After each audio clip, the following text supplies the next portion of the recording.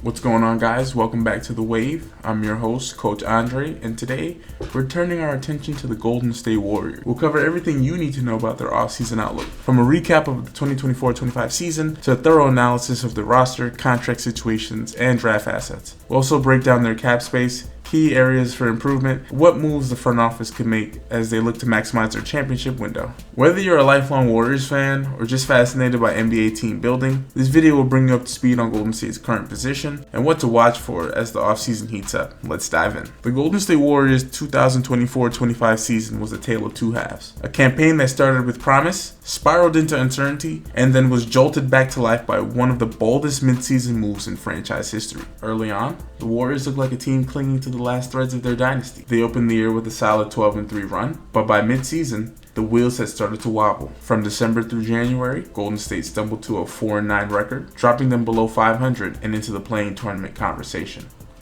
State Warriors are below 500. We gotta be better, but we will. With that, more ferocity in its return. The offense was stagnant, ranking just 19th in the league with an 111.8 offensive rating, while the defense, though still competitive, couldn't cover their scoring droughts, posting an 112.2 defensive rating, which was ranked 10th in the NBA. Their net rating hovered at a mediocre minus 0.4, and the team's point differential reflected a squad searching for answers. But everything kind of changed at the trade deadline. With the Miami Heat season unraveling out east, the Warriors pounced, landing Jimmy Butler in a move that instantly recalibrated their outlook. Butler didn't just fill a hole, he transformed the team's identity. Golden State ripped off a 12-2 run with Butler in the lineup, vaulting from play-in purgatory to a secure playoff seed. The advanced stats tell the story.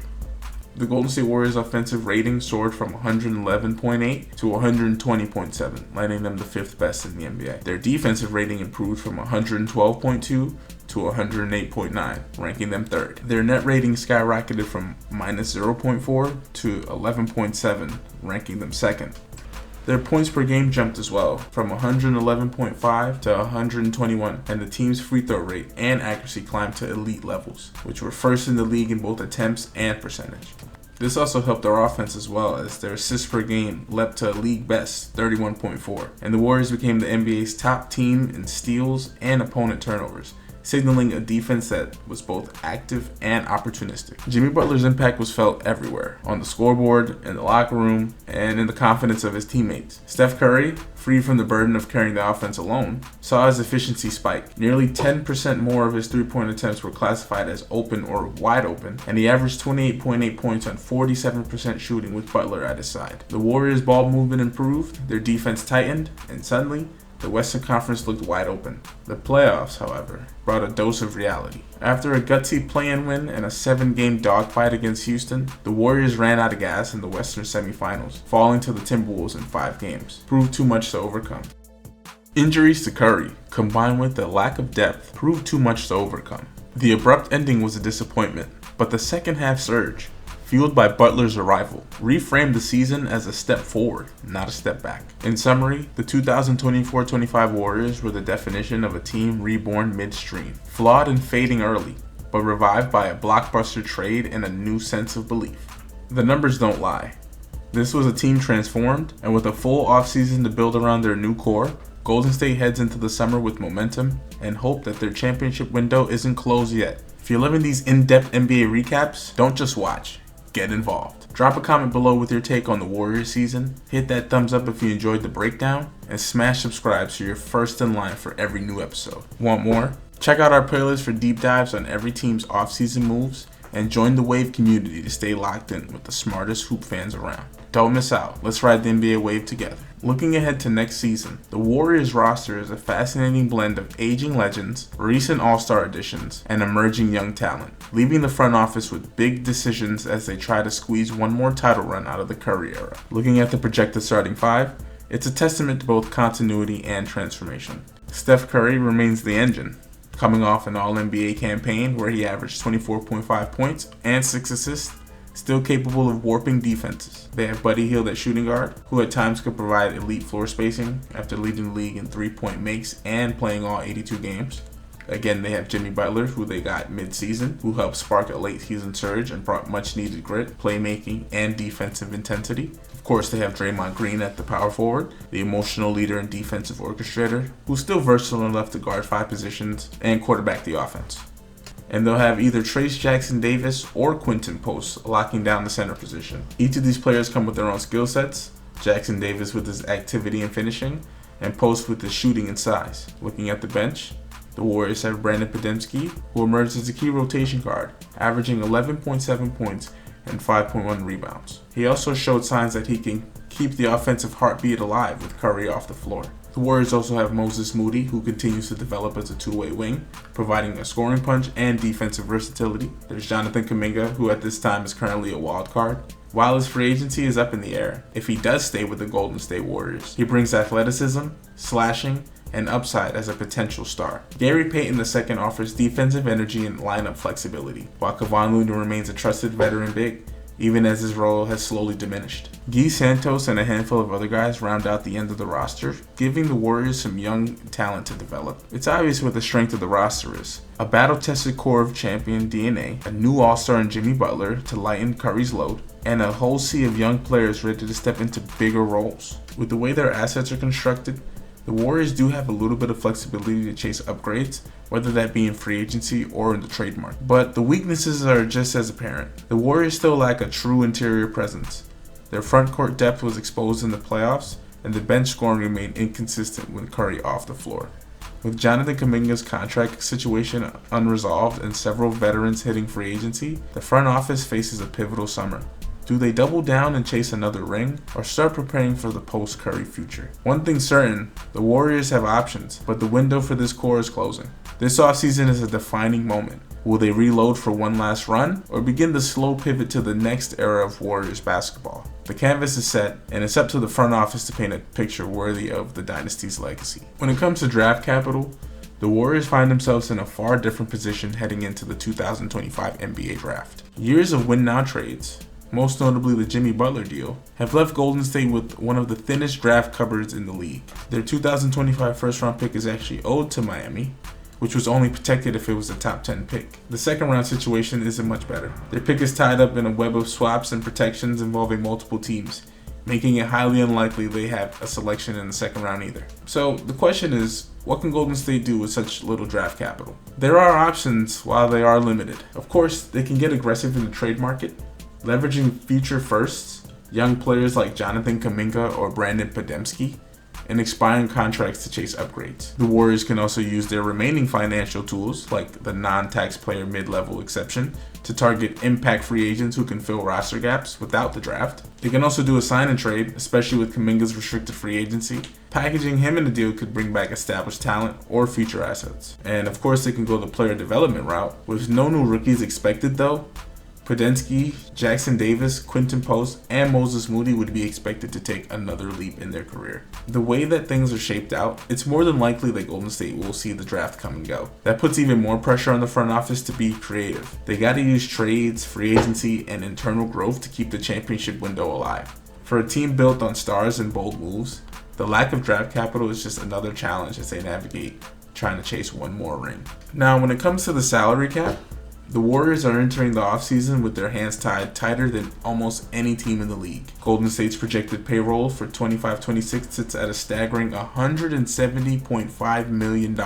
This is well above the NBA's $154.6 million cap line and deep into luxury tax territory. With the trio of Steph Curry, Jimmy Butler, and Draymond alone eating up nearly $140 million, the Warriors are locked into a top-heavy roster with almost no practical cap space to work with. That means Golden State won't be shopping for marquee free agents or even mid-tier starters on the open market. Instead, the front office will have to get creative, relying on the non-taxpayer mid-level exception. The taxpayer mid-level exception, worth about $7 million, could be used to target a rotation big like Daniel Gafford or a versatile wing defender. Of course, we know the impact of the new NBA's collective bargaining agreement. With the Warriors projected to flirt with not only the first but the second apron, every dollar spent comes with added restriction. This means no sign-in trades, and this also means no aggregating salaries in trades either. With free agency on the way, The futures of Jonathan Kuminga, Kevon Looney, and Gary Payton will play a major role in how close the Warriors get to those aprons and what tools they'll have to fill out the roster. So now, how can the Warriors approach this offseason? With no cap space and looming tax penalties, Golden State's options are all about maximizing what little flexibility they actually have. The Warriors are going to have to target value with exceptions, which means they would have to use the taxpayer mid-level or the traded player exception to sign and trade players to the rotation. Again, they can explore the sign and trade situation, which always seems to loom back to Jonathan Kuminga. They can look at some of their vets like Kevon Looney and Gary Payton and try to leverage out their expiring contracts. They can try to facilitate multi-team trades. They can act as a broker for other teams and try to collect assets and prospects in the process. And of course, they can look at their talent again, but it's always about, is that core ready to make that final leap or not? Golden State is trapped in their own success, but the window is not closed. Not yet. Every move that they make this summer is about squeezing the most out of for their veteran core in Steph Curry and Draymond Green. Right now, the margin of error is very slim, and how Golden State decides to manage their cap situation determines whether they're going to make a finals run or not. Golden State could also look into the trade market. As we alluded to in our salary cap section, Golden State has to come out aggressive in the trade market in order to make their offseason count. Golden State could package some of their first, some of their young talent, and some of the salary matching veterans for major upgrades. In the rumor mills, the Golden State Warriors are expected to target Derek White.